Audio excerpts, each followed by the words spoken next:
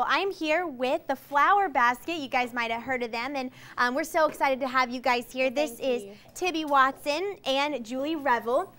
And they're going to talk to us about flower arranging this morning. It's something that I think I could definitely use a lot of work on. I just have no idea of how some of this stuff works and what looks good. So these are just beautiful. And let's talk about what's going on over here first. I know you are going to show us how to do some flower arranging, but let's first talk about these beautiful plants right here.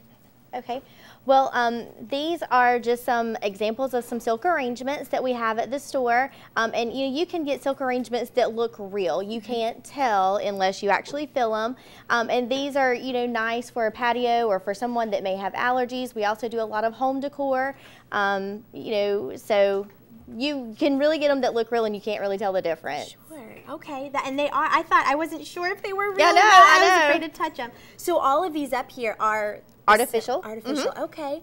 Wow. And so now you guys make these at your store. We do. Well, let's talk a little bit about some other things that you guys do. There's some holidays coming up that people could get some flowers for their loved one. So what are some of the things you guys like to do for that? Well, we're busy all the time. We do flowers for all kinds of occasions. If you just want to do that special thinking of you, I love you, birthdays, anniversaries, and then of course all of the major holidays. We do a lot for Easter. People don't really think about that, but we do. And then of course our next big holiday coming up is Mother's Day. Yes.